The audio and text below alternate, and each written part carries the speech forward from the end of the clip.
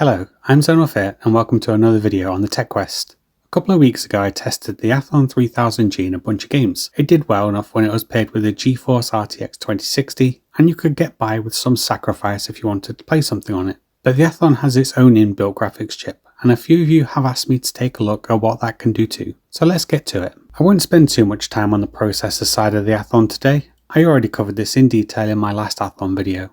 But with 2 cores and 4 threads, the Athlon is a budget processor designed for light computing work and certainly not for any real gaming. Of course, the same can be said for the Radeon Vega 3 graphics found on the Athlon. These are graphics designed to light up your monitor and watch HD videos, all wrapped up in a low power, low cost package. With that task, the Vega manages those things pretty well. But what about some gaming? The test system this week is all but identical to my last Athlon video. Processor sits on the same Asus B550 board, the same 32GB of Patriot Viper DDR4 running at 3200MHz. This is actually the important part.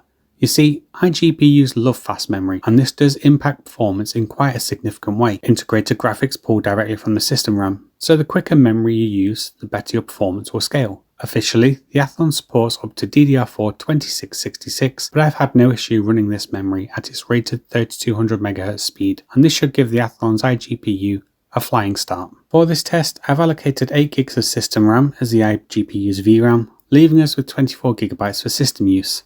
Both of these things are frankly overkill, but we might as well go overboard. And finally, before we start, unlike the last Athlon video with the RTX 2060, we're aiming for playable performance today rather than ultimate performance, so we're appropriate. I have capped the frame rates to ensure a playable experience first and foremost. We're using up-to-date Radeon drivers and video capture is being done by an external capture card on a separate PC. So what you see here is what you'll get in an identical configuration.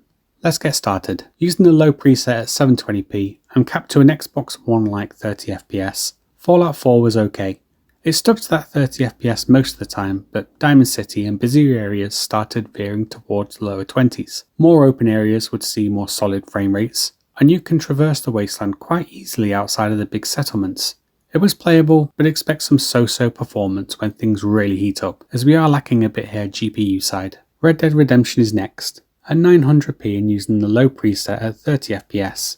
The Athlon delivered a pretty solid time here actually. There was the occasional bump in the road as you went all across the Wild West, but the Athlon mostly stuck to that 30fps mark even when we hit Armadillo, which is usually more taxing on processors. But the Athlon here didn't really budge, which was quite surprising. It's not just playable, it's actually pretty great here, and there's a great time to be had overall. Dying Light also performed okay, albeit at the lowest settings we could manage. Capped to 30fps again. Dying Light was a fairly consistent experience that occasionally dropped down into the high 20s when there was a lot of zombies on screen in the slums area.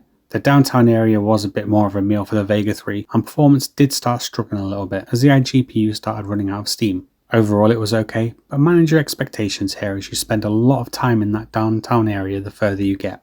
Fallout New Vegas was easy work for the Vega 3 at 1080p high. The Athlon had no issues running Vegas, with the only problems coming from Fallout New Vegas's notorious jankiness, if that's even a word. Anyway, it's absolutely fine on the Athlon. Red Dead Redemption 2 was unfortunately a complete write-off. We couldn't get any kind of half-decent performance here at any settings or any resolution. Even at its very lowest, the Vega 3 could only manage around 15 to 20 FPS, which is just too low to be actually playable in my opinion. Overall, not a very good result. Here's something I really wasn't expecting though.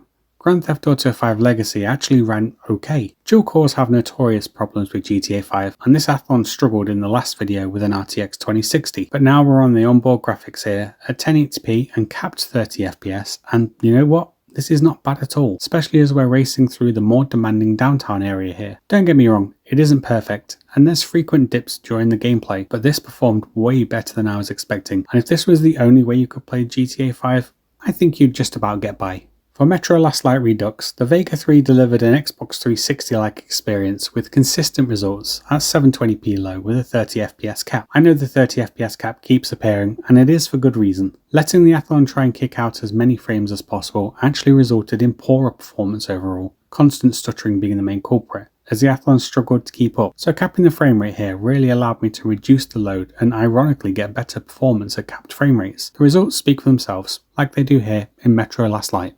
I didn't expect Spider-Man to run very well, and it didn't. At 720p very low, with FSR set to aim for 30 FPS, the Athlon didn't get near something resembling playable here. I'll give credit where it's due though, it ran better than my expectations, even if the performance ultimately wasn't very good overall. The Athlon is being held back here by the integrated graphics, which struggled to keep to anything above 20 FPS in the best case scenario on Spider-Man.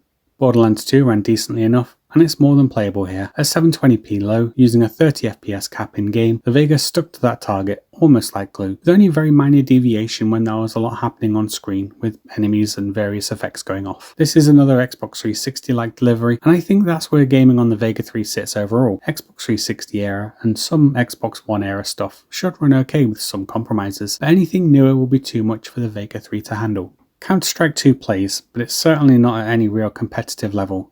If you wanted a few bot matches, the Vega will get by fine at 720p 30 low, but anything higher than that will bring the APU combo to a grinding halt. I had a few bot matches and one online match, and while they played okay, this isn't really going to cut it for serious online play at all. That 30 FPS cap to keep performance up will cost you more respawns than you will like. Frames mean frags, and the Vega comes up lacking here. Dead Island Definitive Edition is the penultimate game today. At 720p 30 low, Dead Island wasn't too playable here. Frequent stuttering ruined the overall experience to the point I'd say this wasn't any fun at all. There were moments that the stuttering did ease up, but not enough to carry it for long enough to make this worthwhile. Swing and a miss, which you'll be doing quite a lot when the stuttering hits. And finally today, Left 4 Dead 2. Easy to run on almost anything. The same is true here for the Vega 3. At 1080p, with maximum settings capped at 60 FPS, the APU managed to reach 60 FPS a lot of the time, but there were frequent drops into the low 40s. As they were drops rather than stutters, this didn't affect the overall playability of Left 4 Dead 2, and you could easily nudge that resolution down a notch to keep the frame rate a little more consistent. It was more than playable overall, as you would expect from Left 4 Dead 2.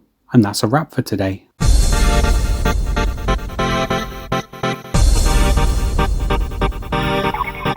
So, the Athlon 3000G's integrated graphics can kind of game. Unfortunately, due to its fairly low capability, you won't be playing anything too modern with decent results. But those Xbox 360 era games seem to run absolutely fine for the most part, and it's really there that the Vega 3 shines best.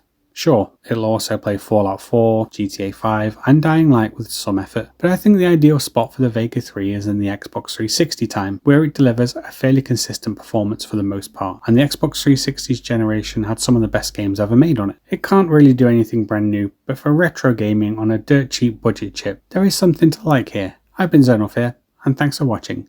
If you haven't already, please consider subscribing so you don't miss my next video. Until next time, bye bye.